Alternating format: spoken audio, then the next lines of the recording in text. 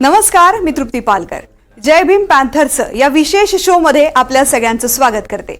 मराठी चित्रपट तयार करणं, त्यात सुद्धा बायोपिक तयार करणं हे एक मोठं जिकरीचं आव्हान आहे आणि खर्चिक काम सुद्धा आहे. पण कोणतंही काम ध्येय म्हणून स्वीकारलं की मग ते सोपंही होऊन जातं. त्याचाच प्रत्यय देणारा जय भीम पॅन्थर हा मराठी चित्रपट नुकताच राज्यामध्ये सर्वत्र चित्रपटगृहांमध्ये प्रकाशित झालेला आहे आणि याच चित्रपटाची टीम आज आपल्या सोबत स्टुडिओमध्ये आहे. जय भीम पॅन्थरचे निर्माते भदंते शिलबोधी थेरो हे आपल्या स्टुडिओमध्ये आलेले आहेत. तर आर्टिस्ट विनय धाकडे आणि निर्माती प्रमुख संतोष गाडे सुद्धा आपल्या सोबत असणार आहेत आणि या तिघांचंही मी आधी स्वागत करते. सर, तुमचं कार्यक्रमामध्ये तिघांचंही स्वागत.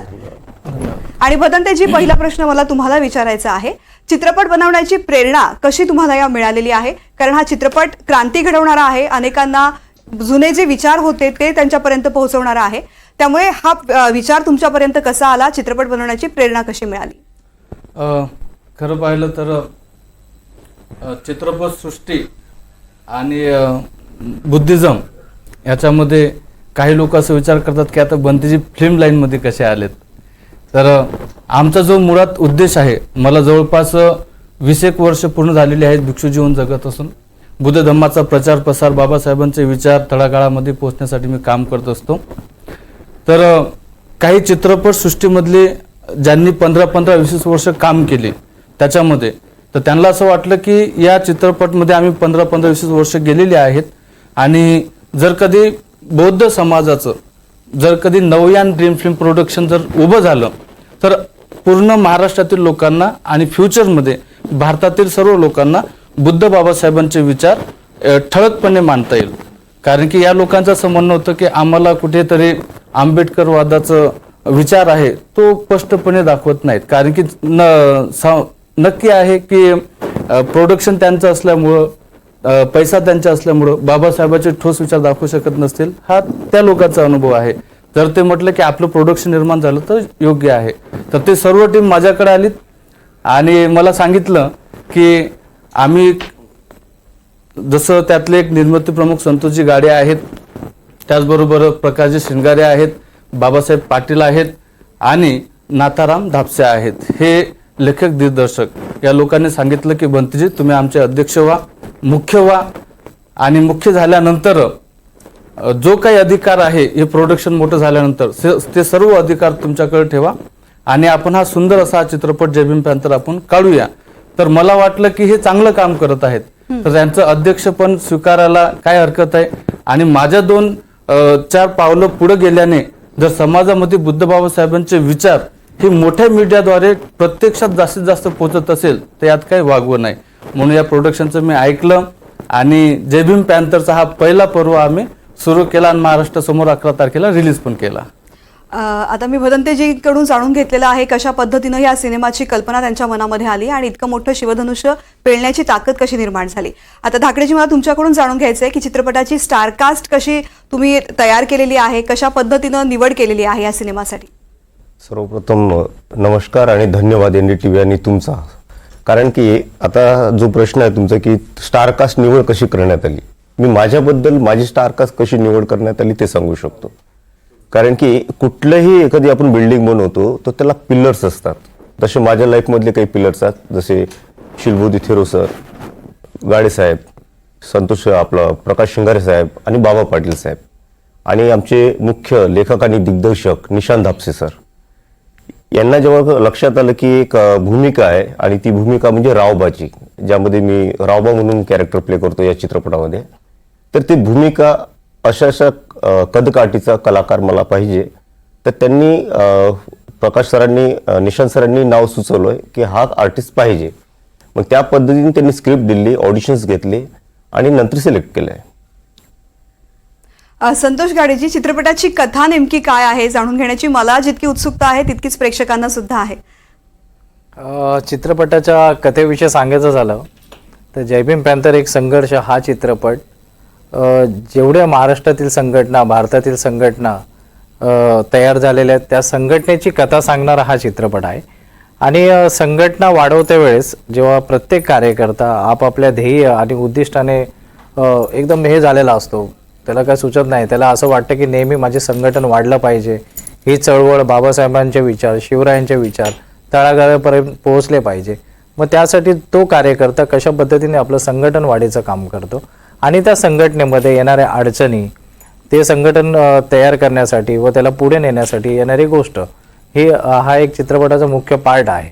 म्हणजे कार्यकर्त्यांचं आयुष्य दाखवणारा हा मला वाटतं की महाराष्ट्रातला हा पहिला चित्रपट असेल की तो चित्रपट हा फक्त आंबेडकरी चळवळीतील कार्यकर्त्याचा विषय नाही मांडत आहे, की जेवढ्या संघटना आहेत महाराष्ट्रामध्ये त्या महाराष्ट्रातील संघटनामध्ये प्रत्येक कार्यकर्ता कशा पद्धतीने काम करतो आणि काय त्याला म्हणजे झेलावं लागतं, म्हणजे त्याच्या परिवारापासनं, त्याच्या मित्रांपासनं, म्हणजे अशी प्रत्येक गोष्टीचा त्याला त्याग करावा लागतो आणि तो त्या संघटनेच्या वाढीसाठी कशा पद्धतीने काम करतो हे ह्या चित्रपटामध्ये आम्ही दाखवण्याचा प्रयत्न केला आहे.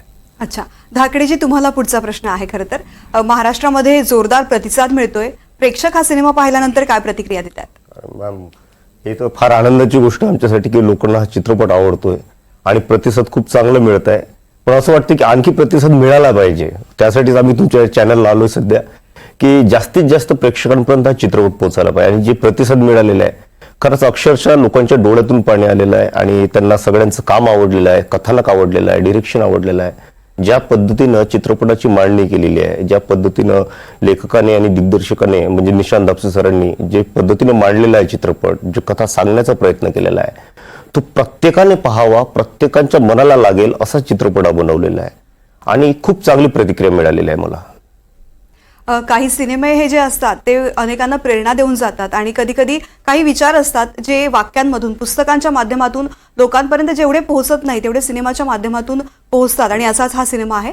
वदंतेजी, पुढचा प्रश्न तुम्हाला मला विचारायचा आहे. आम्ही असं ऐकलेलं आहे की समाजानं या सिनेमासाठी मोठं योगदान दिलेलं आहे आणि कोणताही सिनेमा घडवायचा असेल त्यासाठी जेवढी स्टारकास्ट महत्वाची आहे, दिग्दर्शक महत्वाचे आहेत, कला दिग्दर्शक जेवढे महत्वाचे आहेत, त्या सगळ्यासाठी जास्तीत जास्त महत्वाचं हे आहे आर्थिक पाठबळ असणं.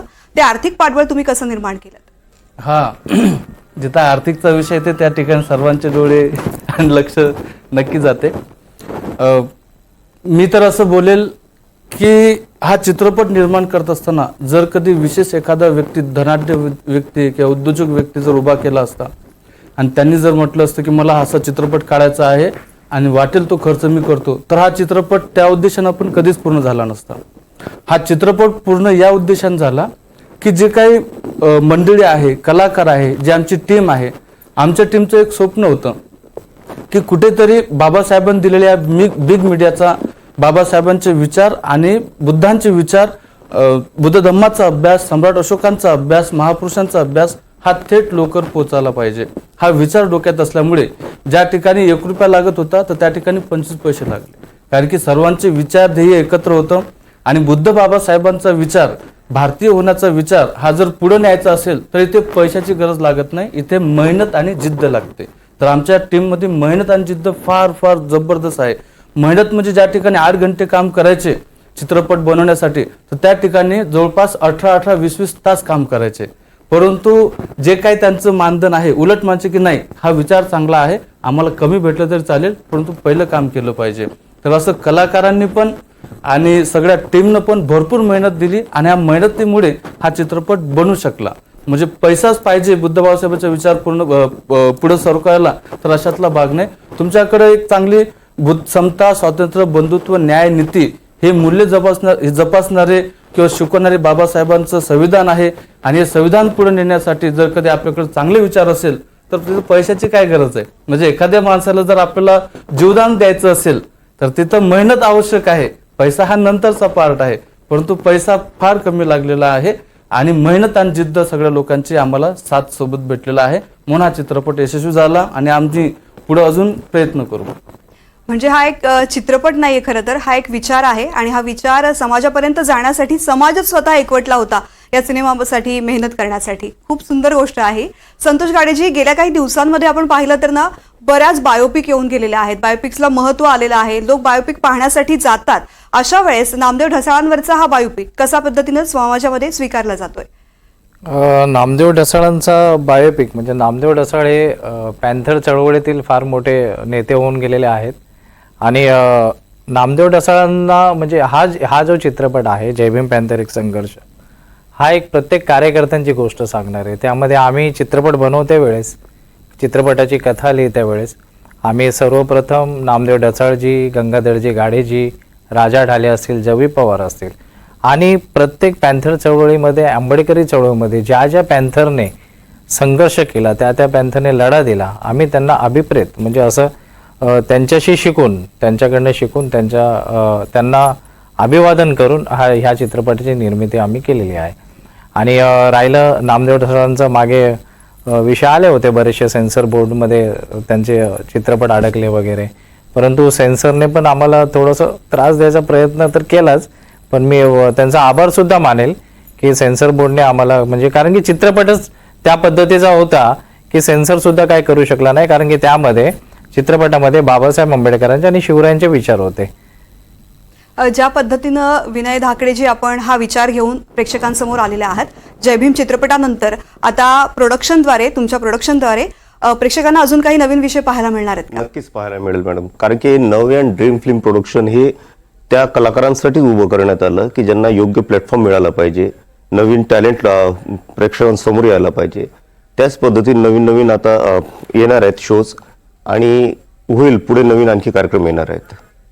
संतोष गाडेजी, समाजाला तुम्ही आता काय आवाहन करू इच्छिता? तसं तर खूप चांगला प्रतिसाद तुम्हाला मिळतोय, मात्र अजून जास्तीत जास्त प्रेक्षकांनी हा सिनेमा पाहावा यासाठी काय आवाहन कराल? प्रत्येक समाजाला मी हे आवाहन करेल, विशेषतः सर्व मराठी प्रेक्षकांना, म्हणजे महाराष्ट्रामध्ये मराठी सिनेमा हे चालले पाहिजेत.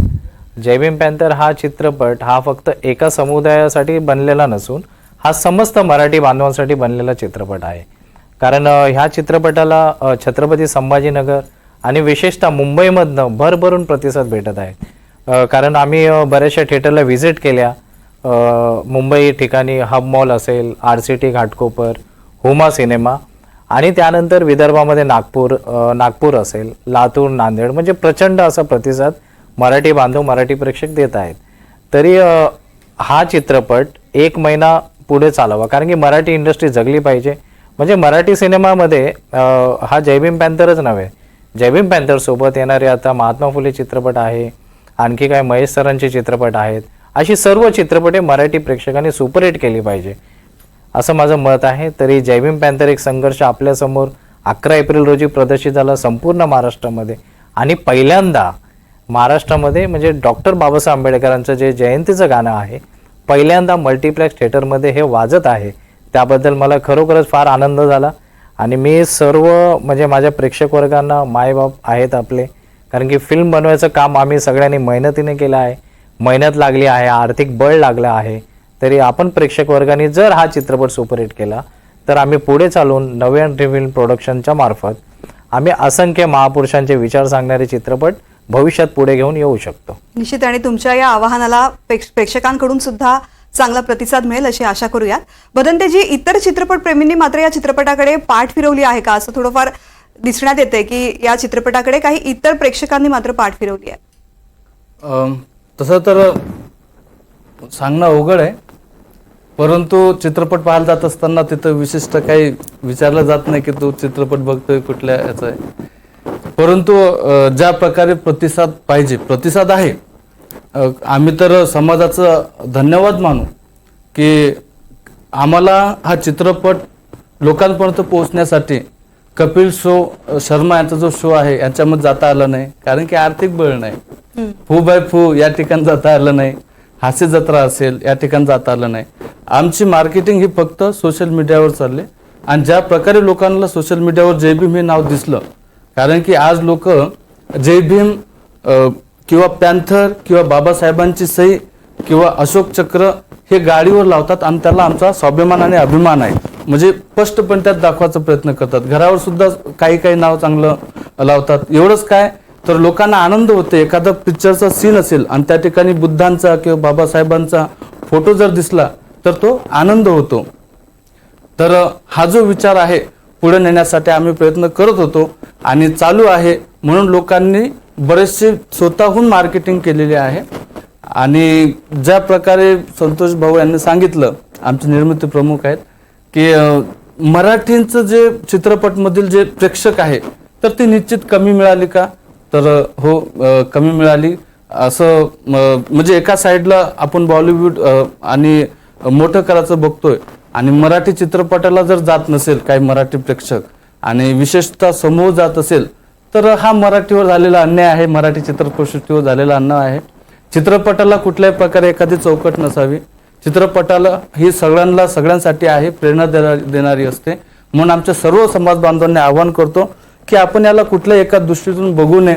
कारण की बाबासाहेबांच्या संविधानामुळे हा भारत देश चालतो. बाबासाहेबांच्या नावानं हा जय भीम हा घोष आहे आणि या घोषामुळे अनेक स्त्रिया असतील, घटक असतील, त्यांचा विकास झालेला आहे.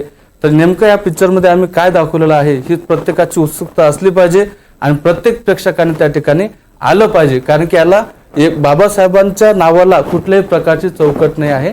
ते सर्वसमावेश देशाचं ते आपण समजलं पाहिजे. गाडेजी, तुमच्या सिनेमाचं नाव आहे जय भीम पॅन्थर एक संघर्ष. खरं तर संघर्षामध्ये अनेक अडचणी, अनेक समस्या आणि समाजामधून झालेला त्रास या सगळ्याच गोष्टी त्या एका शब्दामध्ये येतात. मात्र हा सिनेमा बनवताना सुद्धा तुम्हाला काही अडचणी आल्या असतील. त्या अडचणींचा सामना तुम्ही कसा केला? अडचणी तर येत राहतात. अडचणी म्हणजे असं झालं, ज्यावेळेस आमची म्हणजे 2.5 वर्षापासून, म्हणजे सुरुवात सांगतो, 2.5 ते 3 वर्षापासून या कॉन्सेप्टवरती काम चालू आहे. आणि माझ्या डोक्यामध्ये असणारी पॅन्थरची जी संकल्पना आहे ती गेल्या 5 वर्षापासून चालू आहे. म्हणजे हा चित्रपटाचा प्रवास जर खरा पाहिला तर 5 वर्षापासून आहे. परंतु एवढ्या मोठ्या चित्रपटाची निर्मिती करणार कोण? प्रोड्युसर लागतात, चित्रपटाला आर्थिक बळ लागतं. तर मी ज्यांच्या संपर्कात आहे, ज्यांच्या मार्गदर्शनाखाली बरेचशी वर्ष काढली आहेत, असे आमचे भदंत शिलबोधी थेरो यांना मी विषय सांगितला की बंतेजी आपल्याला असं कार्यकर्त्यांच्या चळवळीवरती, आयुष्यावरती चित्रपट बनवायचा आहे. आणि मग त्यांनी होकार दिला. तिथून तर थोडी सुरुवात झाली. त्यानंतर आमचे मग डायरेक्टर कोण असेल, मग निशांत दापसे सर, ज्यांनी हलाल या सिनेमासाठी राष्ट्रीय पुरस्कार त्यांना मिळाला आहे. माझे कला दिग्दर्शक आहेत प्रकाश शिंगारे, बाबासाहेब पाटील आमचे एक्झिक्युटिव्ह प्रोड्युसर आणि प्रचंड असे मस्त कलाकार आम्हाला या चित्रपटाला लाभले. गौरव सर असतील, मिलिंद सर आहेत.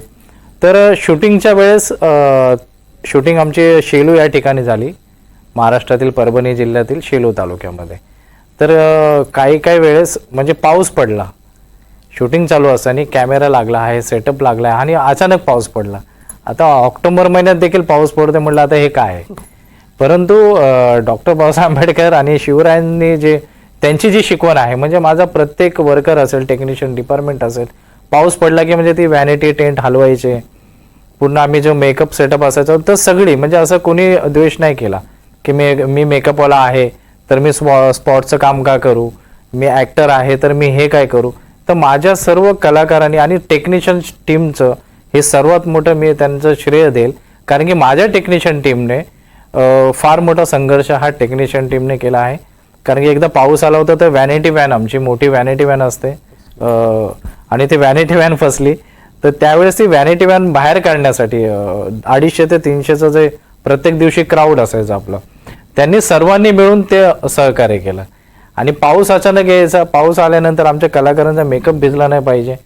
तर मग तो कुठल्याही डिपार्टमेंटचा असो, तो माणूस पटकन छत्री घेऊन पळत जायचा. तर अशा अनेक संघर्ष या चित्रपटात आले. आणि बंतेजींनी सांगितलं की प्रत्येक कामगार हा 18 तास काम करत होता. तो देखील एक संघर्ष होता. कारण की 8 घंटेची ड्युटी प्रत्येकाला पाहिजे असते. परंतु या चित्रपटामध्ये प्रत्येक कामगाराने हा विचार केला की हा चित्रपट माझा आहे आणि ह्या चित्रपटासाठी मी काम केलं पाहिजे. तर ह्या चित्रपटाचं प्रत्येक कामगार, स्पॉट बॉय, लाईटमॅन, सेटिंग, हा प्रत्येक कामगार ह्या चित्रपटाचा निर्माता आहे असं मी मानतो. निश्चितच. खरं तर एखादा सिनेमा जेव्हा बनतो त्यामागे खूप मोठी मेहनत असते, मोठा संघर्ष असतो, अनेक अडचणी असतात आणि त्यांचा सामना करण्यासाठी मोठं मनुष्यबळ उभं राहतं. हा विचार समाजामध्ये रुजवण्यासाठी खरं तर तुम्ही एक सिनेमा बनवलेला आहे आणि त्यामध्ये सुद्धा मोठं योगदान तुम्हाला समाजाचं मिळालेलं आहे. ज्या उद्देशानं हा सिनेमा तुम्ही बनवलेला आहे तो उद्देश निश्चितच लोकांपर्यंत पोहोचेल आणि ज्या पद्धतीनं तुमचा प्रतिसाद वाढतो आहे, या आवाहनानंतर आणखीन प्रतिसाद वाढेल अशी अपेक्षा आपण करूयात. तुम्ही तिघेजण NDTV मध्ये आलात, या चर्चेमध्ये सहभागी झालात, या विशेष कार्यक्रमात सहभागी झालात, याबद्दल खूप खूप धन्यवाद. धन्यवाद. धन्यवाद. जय भीम. आणि या विशेष कार्यक्रमामध्ये आता वेळ झाली इथेच थांबायची. नमस्कार.